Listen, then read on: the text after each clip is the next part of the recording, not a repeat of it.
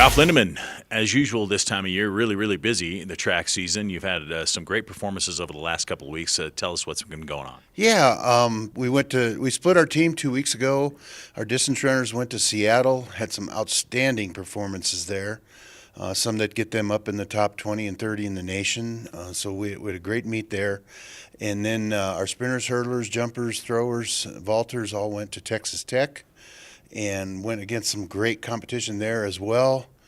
Texas Tech, Texas A&M, teams like that, and we had a really good meet there, and we took some good steps to get ready for this week's Mountain West Conference Championship, and then a few more this past weekend in our home meet, kind of a low-key home meet. We had UCCS, CC here.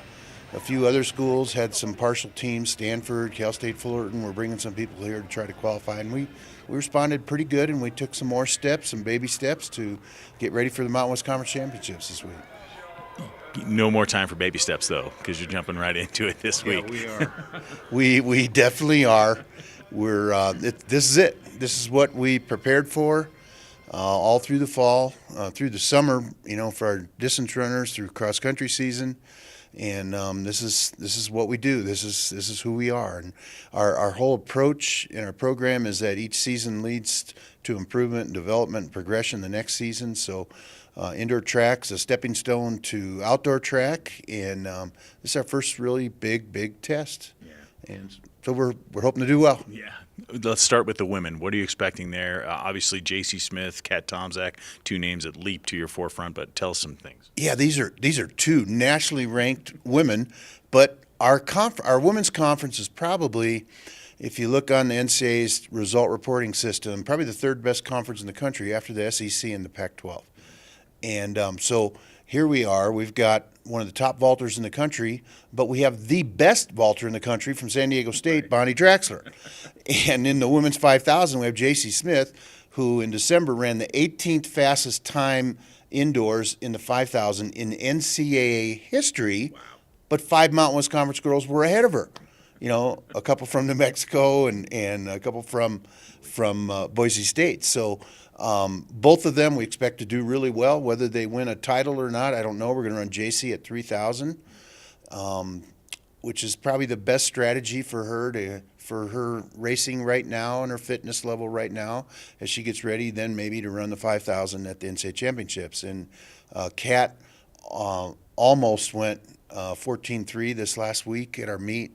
Barely took the bar off, and we're hoping she gets that, and maybe she can even upset Bonnie Draxler. So then we've got a number of other women that we're really excited about. Journey Self is right now the 5th best pole vaulter in the conference. Maria Mettler, sophomore from Air Academy High School, has been running exceptionally well, and she's got a chance to score at 5,000 or 3,000. So we've got a number of women that we're hoping can score and put us up in towards the middle of the conference. Yeah, which would be maybe the highest you've done before. The highest we've ever been was 7th, and so 6th is the middle of the conference. We have 11 teams in our women's conference, only 7 in the men's, but our women's conference is loaded. It's really tough, and we're going to go there and we're going to compete well. Yeah. And on the men's side, there's expectations there that you will continue to compete well as well. Yeah, we're not maybe quite as good as we've been the last couple of years when we were able to pull off some wins at the indoor championships, and we don't have the superstars maybe we've had the past few years, the Jamil Trimbles, the Dylan Bells, the Kyle Paters. But we've got a really good all-around team, a lot of good depth. There are 17 events at an indoor championship meet, whether it's the Mountain West Conference or the NCAAs. I think we can score in 17 of the 17. We're going to bring 28 men to the championships and 25 women, by the way. And I told our guys last night, everybody's got to take care of their own business. They got one job to do, and we need 28 of our 28 to score. And if we can do that on the men's side, then we'll have a level of success. And it just depends on, we're really evenly matched with Colorado State and New Mexico.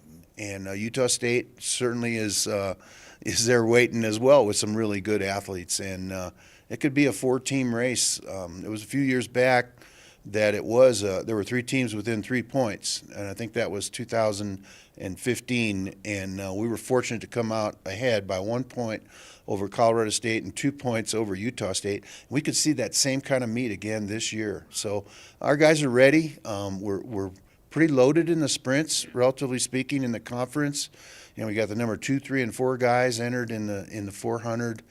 We'll do real well in the 60. Miguel Moles, the defending champion, is back.